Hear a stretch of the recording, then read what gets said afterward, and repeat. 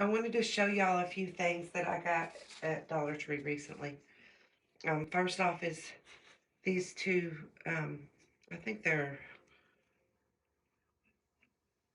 I think they're a quarter of a yard. I'm not sure. Um, but I got those. I thought those were real pretty. Look at that Easter towel. Isn't that pretty? And then I got this one that says egg hunt, and it's got all the different eggs on it. These little trucks, are they not cute? They're Easter egg trucks. And then this is from the plus section in Dollar Tree.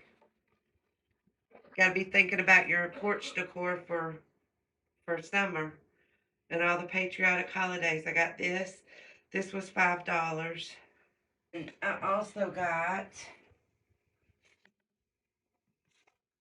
this leaner board for $5. You can't beat that for $5. Or the flag. So those will be on my porch this summer.